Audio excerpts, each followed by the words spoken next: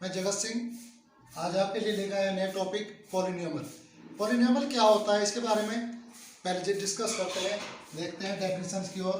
Late x be a variable and be a positive integers and a0, a1, a2 and so on an be coefficient, then an x power n plus an minus 1 x to the power n minus 1 plus and so on plus a1x plus a0 is known as a polynomial in variable x।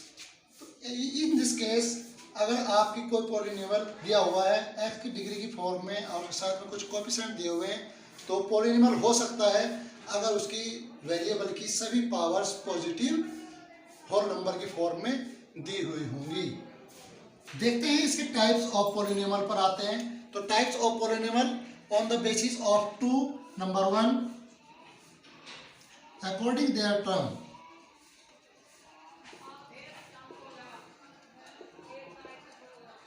Term के base पर polynomial के different नाम बनते हैं।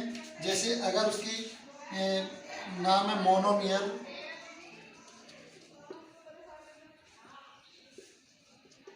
Binomial, trinomial and polynomial.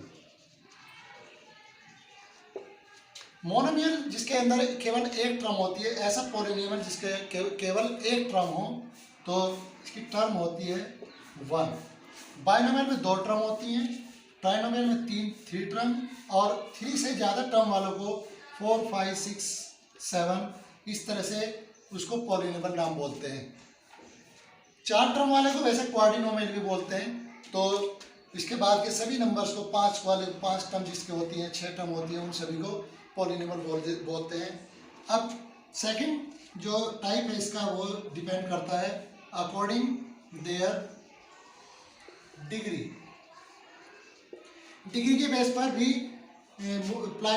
Polynomial को number 1 linear, quadratic, जिसकी degree 1 होती है उसे लीनियर बोलते हैं। जिसकी क्वाड्रेटिक में डिग्री 2 होती है और इस तरह क्यूबिक वाले को 3 डिग्री, जिसकी डिग्री 4 होती है उसको बोलते हैं बाई क्वाड्रेटिक।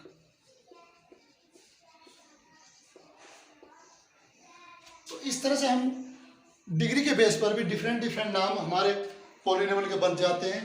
तो इसके बाद हम देखते हैं कि कितने टाइप्स के, इस तरह से कुछ एग्जांपल लेते हैं। लीनियर पॉलिनोमियल क्या होता है? लीनियर पॉलिनोमियल प्यारे बच्चों, पॉलिनोमियल को हम पी और ब्रैकेट में एक्स, पी एक्स से डिनोट करते हैं।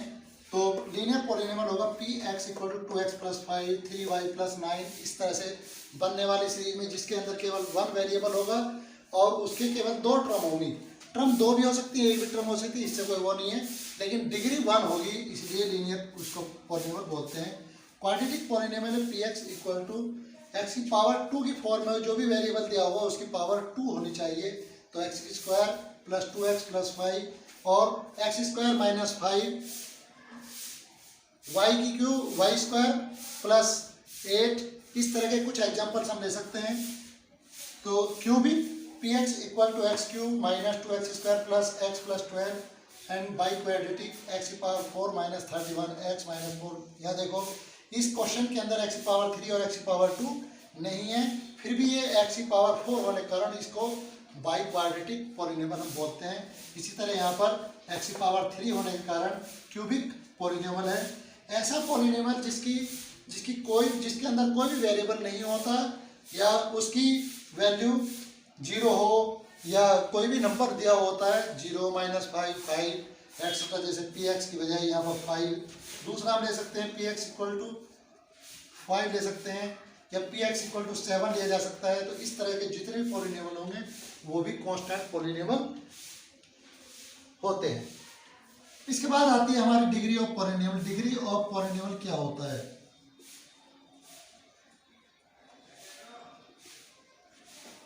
जो भी वेरिएबल होता है दिया हुआ क्वेश्चन इक्वेशन के अंदर, पॉलिनोमियल के अंदर, उसकी हाईएस्ट डिग्री क्या है हाईएस्ट पावर क्या है, वह कहलाती है डिग्री ऑफ द पॉलिनोमियल। जैसे यहाँ पर हम देख रहे हैं, यहाँ क्वाड्रेटिक वाले पी एक्स पॉलिनोमियल में यहाँ एक्स की पावर 2 है, यहाँ एक्स की पावर 1 है, तो इसकी हाईएस्ट डिग्री 2 हुई। तो हम इसको कह सकते हैं कि डिग्री 2 पॉलिनोमियल है। और 1 वेरिएबल में इसी तरह यहाँ की क्यूबिक में एक्स की पावर 3 दी होती है हाईएस्ट, इसलिए ये 3 डिग्री का पॉलिनोमियल है। एक्स स्क्वायर 4 में एक्स पावर 4 हाईएस्ट है, इसलिए इसको 4 डिग्री का पॉलिनोमियल कहा जाता है। प्यारे बच्चों, अब बात ये आती है कि कौन पॉलिनोमियल है, कौन पॉलिनोमियल नहीं है। दिए हुए पॉलिनोमियल में से हम कैसे सेलेक्ट करें कि दिया हुआ कौन सा पॉलिनोमियल है और कौन सा नहीं है। जैसे कुछ एग्जांपल हम लेते हैं, रूट यहाँ पर दिया है पाई एक्स स्क्वायर प्लस 5, अगर कोई आपको पॉलिनोमियल दिया तो यहाँ हम देखते हैं कि एक्स की पावर दी हुई है वो पॉजिटिव है, तो इसलिए ये पॉलिनोमियल होगा। अगर हमें कहीं दिया हुआ रूट 2 के अंदर एक्स दिया हुआ है और -11, तो यहाँ पर ये एक्स की पावर है, इसको हम देख सकते हैं कि इसको जब हम सोल्व करते हैं तो रूट 2 इंटू एक्स की पावर पॉजिटिव, एक्स की पावर 1/2 बन जाती है, क्योंकि इसका स्क्वायर रूट हटाएंगे तो माइनस की पावर एक्स की पावर 1/2 -11। तो यहाँ पर जो पावर दिखाई देती है हमें एक्स की पावर, वो एक फ्रैक्शन की फॉर्म में पॉजिटिव नंबर है, लेकिन वो होल नंबर नहीं है, इसलिए ये पॉलिनोमियल नहीं होगा। इस तरह और देखते हैं कि -3 प्लस 1/x की पावर 2, तो यहाँ पर हम देखते हैं -3x प्लस 1/x²। इसमें भी जब हम देखते हैं इसको सॉल्व करते हैं तो 3x प्लस x की पावर -2 बन जाता है, तो ये x की पावर जो डिग्री होती है वो -2 में आ जाती है, तो इस कारण से इसे भी पॉलिनोमियल नहीं कहा जा सकता। तो ये हम ध्यान रखेंगे कि जब भी कोई क्वेश्चन में ये पूछा जाता है कि क्या वो पॉलिनोमियल है या नहीं है, तो हम उसकी देखेंगे कि डिग्री परफेक्ट होल नंबर होनी चाहिए। अगर वो फ्रैक्शन में है या नेगेटिव है तो वो पॉलिनोमियल नहीं होगा। देखते हैं कोएफिशिएंट्स ऑफ पॉलिनोमियल क्या होते हैं। कोएफिशिएंट किसी भी पॉलिनोमियल में क्या होते हैं, उसकी वैल्यू कैसे निकालते हैं।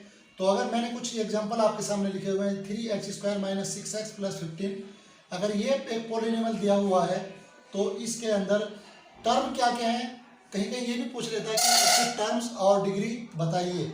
तो यहाँ पर 3x² टर्म हुई, तो 3x² में कोएफिशिएंट इस 3 को कोएफिशिएंट होगा, तो ये कोएफिशिएंट माना जाएगा। डिग्री 2 है, तो अगर मैं डिग्री की बात करें तो डिग्री 2। 6x -6x में कोएफिशिएंट -6 और डिग्री x की डिग्री है 1।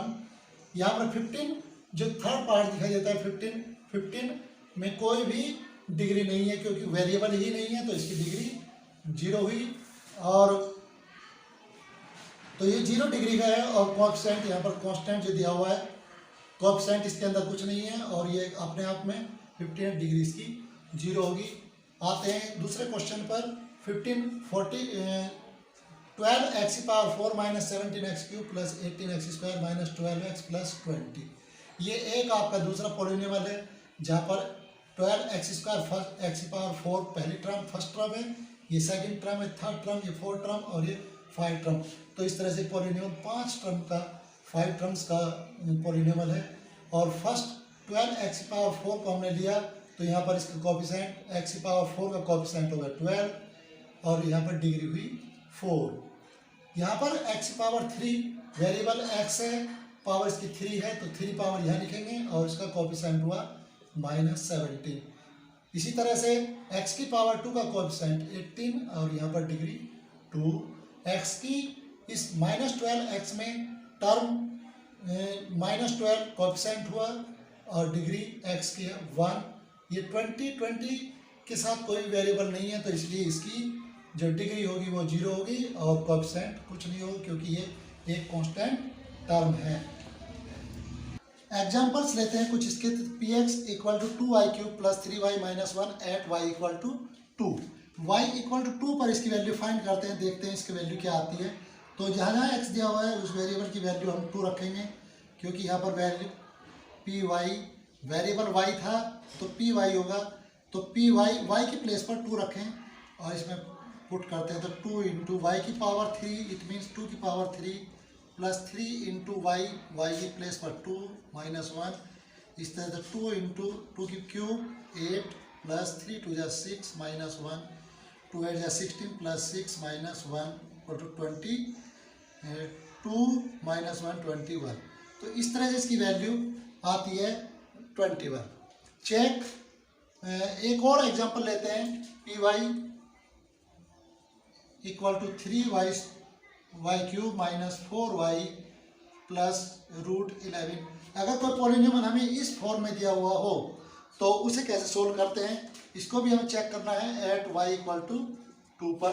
नंबर कोई भी हो सकता है, y की वैल्यू जो भी रखेंगे उसी के अकॉर्डिंग उसकी वैल्यू चेंज हो जाएगी, वैल्यू बदल जाती है। तो यहाँ लिखते हैं P2 इक्वल टू 3 इंटू 2 की cube minus 4 into 2 plus root 11 as it is. 3 into 2 की पावर क्यूब 8 माइनस 4 2 जा 8 प्लस रूट 11, और इस तरह से 24 minus 8 plus root 11 16 plus root 11। यहाँ पर रूट 11 और 16 दोनों ही डिफरेंट नंबर है, अनलाइक नंबर है। ये होल नंबर है और ये इरेशनल नंबर की फॉर्म में है, रूट 11 की फॉर्म में, तो इसलिए दोनों ये सोल्व नहीं हो सकते। तो आंसर आपका यही बनेगा। इसके बाद में अगर हमें देखते हैं कि हमें और भी कुछ इस तरह दिए हुए हों, वैल्यू दी हुई, जैसे P0 आपको दिया हुआ है कि P0 फाइंड करिए, तो इट मीन्स इस दी हुई वैल्यू में x y की वेरिएबल की वैल्यू 0 रख देनी है, चाहे वेरिएबल x हो या फिर y हो।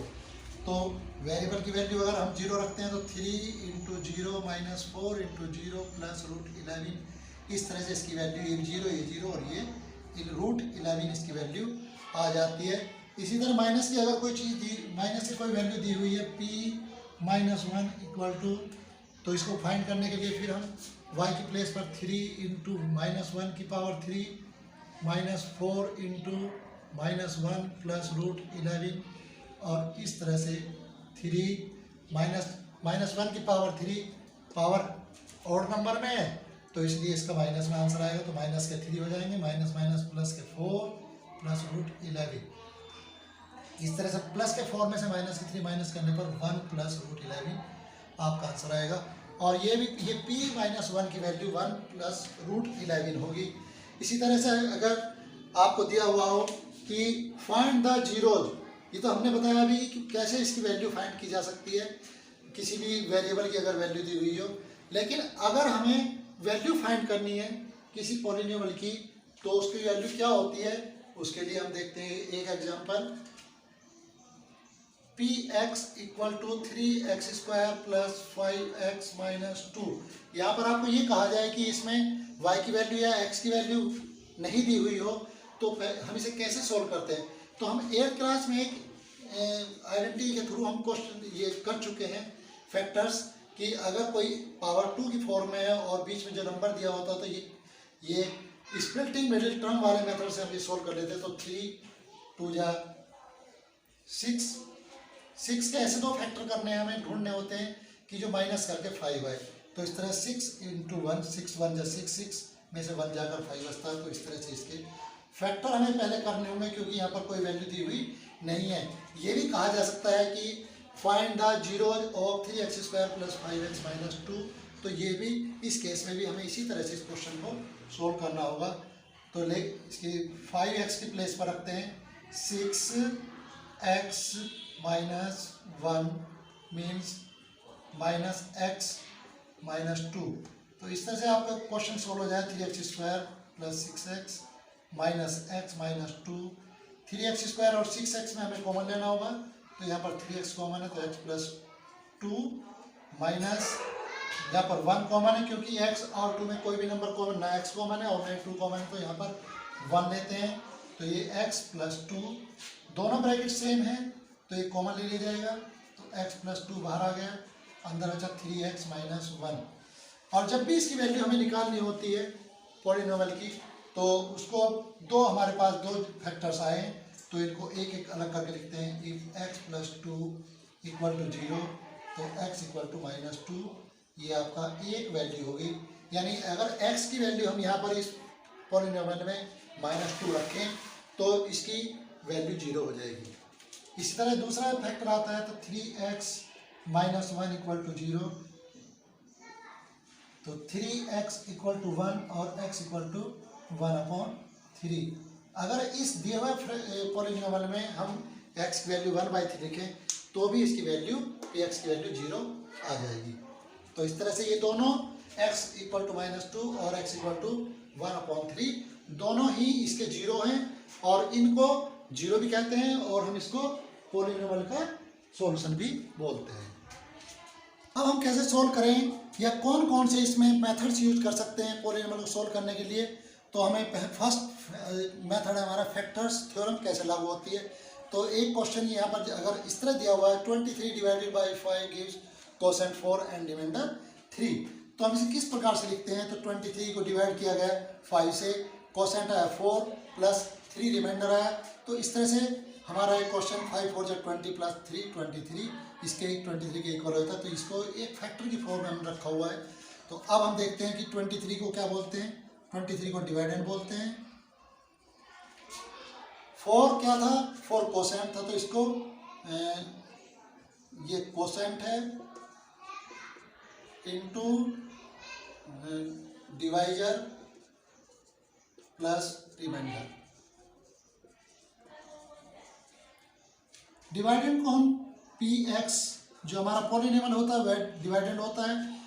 क्वेश्चन जो होता है उसको qx से डिनोट करते हैं और डिवाइजर को gx, यहाँ पर px डिवाइडेंड है और gx डिवाइजर है।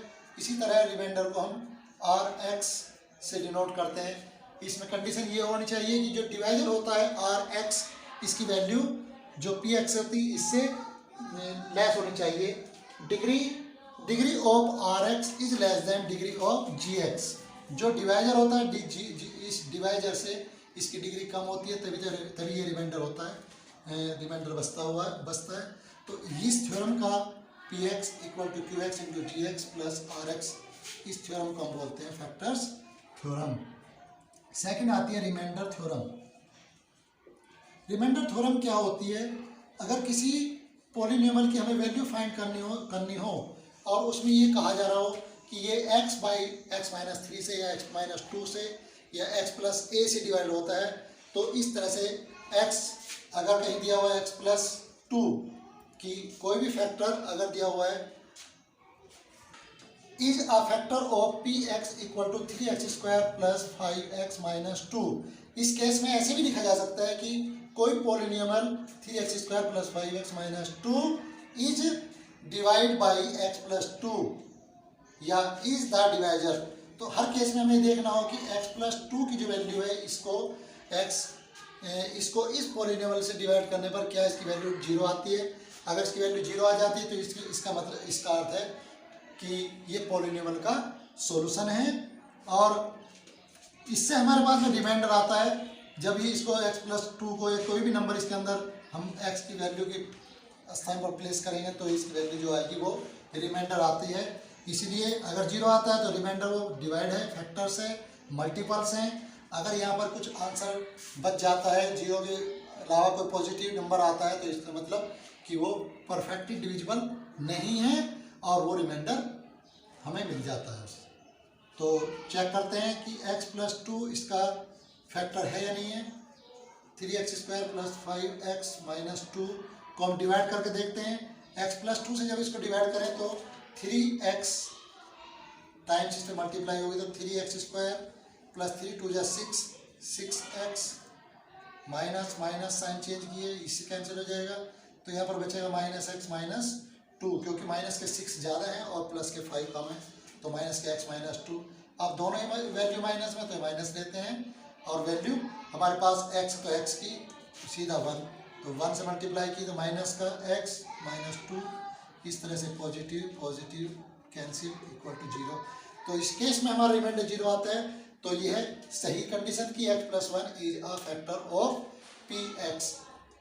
Right here x plus 2, yes, x plus 2 is a factor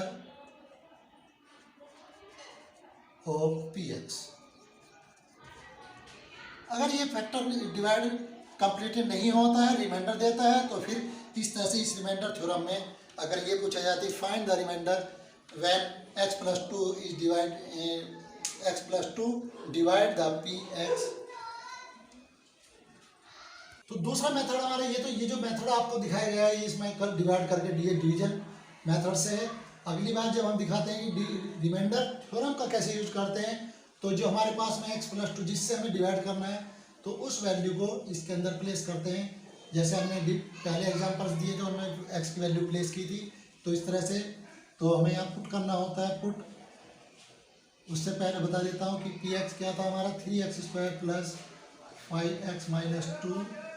तो पुट जो डिवाइड केस है x+2 इक्वल टू 0 हमने प्लेस 0 करना है और x इक्वल टू -2 वैल्यू हमारी आती है। तो इसको इस वैल्यू को इस पॉलिनोमियल में प्लेस करते हैं। तो p -2 is equal to 3 -2² plus 5 into -2 3 into -2 का स्क्वायर होता है तो पॉजिटिव होता है 4 और 5 into -2 equal to 10 -2 3 4 12 -10 -2 -12 equal to 0।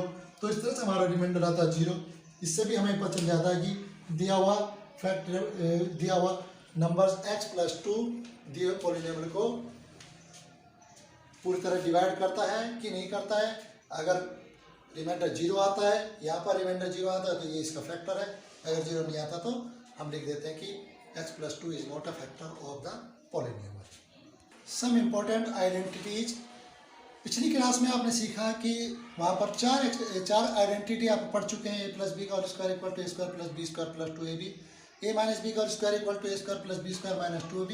और इस तरह से x plus a x plus b equal to, जब दो ब्रैकेट के आपस में मल्टीप्लाई होती है तो उनको सेम, फर्स्ट x जब सेम होता है तो उसको x² लिखते हैं प्लस a और a plus b into x plus a b. अगर यहाँ पर प्लस है या माइनस तो उसके अकॉर्डिंग यहाँ पर साइन चेंज हो जाता है। सेकंड नेक्स्ट दिया है x प्लस ए एक्स माइनस ए। अगर दो ब्रैकेट दिए हुए हैं सेम लेकिन उन दोनों का साइन डिफरेंट होता है तो तब ऐसे केस में फर्स्ट का स्क्वायर माइनस सेकंड का स्क्वायर होता है।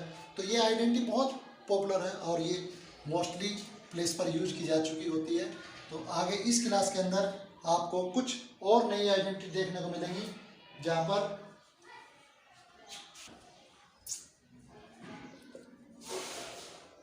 इस क्लास के अंदर हम कुछ और आइडेंटिटी पढ़ेंगे कि a प्लस बी का अगर होल क्यूब दिया होता तो इसे हम कैसे ओपन करते हैं। तो a³ plus b³ plus 3ab into a plus b, और इस ब्रैकेट को जब हम ओपन करते हैं तो ये इस तरह से भी हो सकता है a³ plus b³ plus 3a² b plus 3ab²।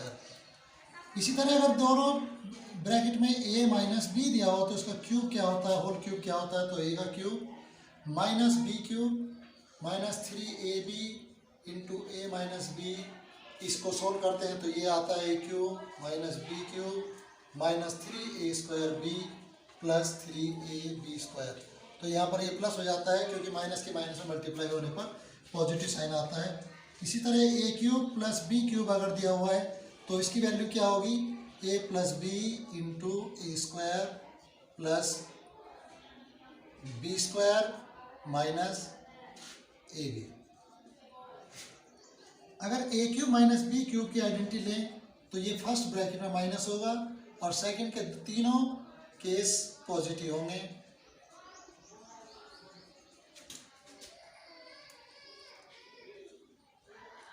अगर इसी के साथ में देखें हम, ये दो नंबर दिए होते a³ प्लस b³, अगर तीसरा भी दिया होता है a³ plus b³ plus c³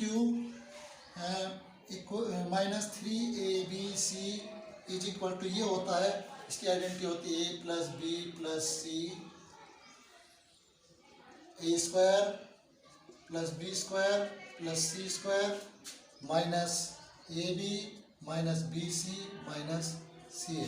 इस तरह से इस आइडेंटिटी को हम पूरा कर सकते हैं। अगर कहीं a³ अगर इसमें a प्लस बी प्लस सी, ये बहुत इंपॉर्टेंट आइडेंटिटी है, बहुत क्वेश्चन में यूज होती है। Plus b, if a plus b plus c equal to 0 then a³ plus b³ plus c³ equal to 3ABC होता है, क्योंकि यहाँ पर आप देख रहे हैं कि a प्लस बी प्लस सी जब 0 हो जाए तो 0 की मल्टीप्लाई इस पूरे ब्रैकेट में करेंगे तो इसका वैल्यू 0 हो जाए तो इसकी राइट हैंड साइड 0 होने पर ये माइनस का 3ABC को ट्रांसपोज कर देते हैं और ये 3ABC इधर राइट हैंड साइड में चला जाता है और पॉजिटिव बन जाता है।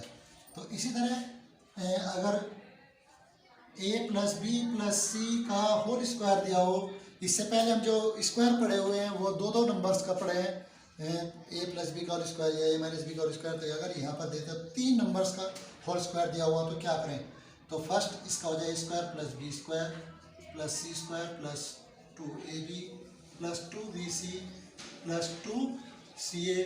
प्यारे बच्चों, ये सभी आइडेंटिटी हैं जो बहुत इंपॉर्टेंट हैं और आपको दी हुई एक्सरसाइज में एनसीईआरटी में सबसे लास्ट एक्सरसाइज में दी होती है, तो वहाँ पर इनको यूज करके हम इनके बेस पर क्वेश्चन को सोल्व कर सकते हैं। प्यारे बच्चों, ये हमारी आइडेंटिटी और चैप्टर का पूरा कवरेज है। तो इस तरह से अगर आपको चैप्टर अच्छा लगा तो हमारे वीडियो को लाइक करें, दूसरे बच्चों को शेयर करें, अपने जो साथी हैं उनको शेयर करें और चैनल को सब्सक्राइब करें ताकि आपको आने वाली वीडियो के नोटिफिकेशन समय से मिलते रहें। Thanks for watching.